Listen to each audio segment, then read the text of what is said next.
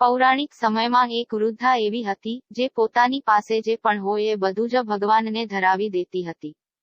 સવારે ઘરમાંથી જે કચરો નીકળે તે પણ જઈને મંદિરમાં ભગવાન સામે ધરાવી દેતી હતી અને કહેતી, તારું તને જ અર્પણ.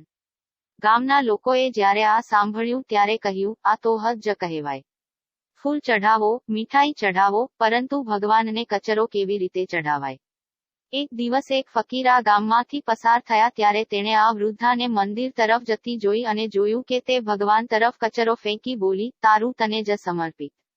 આ ફકીરે કહ્યું, બહેન ઊભી રહે, મેં મોટા મોટા સંત જોયા છે, આ તું શું કહી રહી છે?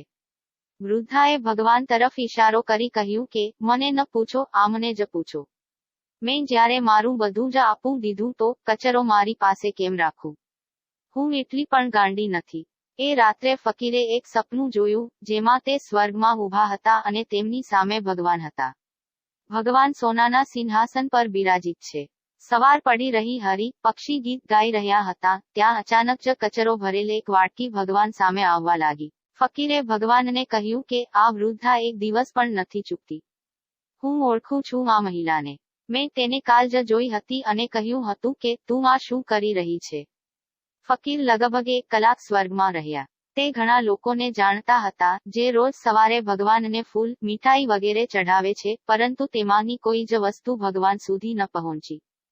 ફકીરે ભગવાનને પૂછ્યું કે પ્રભુ, તમને ફૂલ ચઢાવનારા લોકો પણ છે, જેઓ રોજ પાડોશીઓના ઝાડ પરથી ફૂલ તોડે છે અથવા આસપાસના ઝાડ પરથી ફૂલ તોડે છે અને ચઢાવે છે, પરંતુ આ ફૂલ તો અહીં દેખાતા નથી. ભગવાને આ ફકીરને કહ્યું કે, જેઓ અડધું અધૂરું ચઢાવે છે, એ મારા સુધી નથી પહોંચતું. આ મહિલા તેનું બધું જ મને ચઢાવી દે છે, તે પોતાની પાસે કંઈ જ નથી બચાવતી, જે પણ હોય તે બધું જ ચઢાવી દે છે. જે પોતાનું બધું જ મને સમર્પિત કરી દે છે, તે ચઢાવો જ મારા સુધી પહોંચે છે.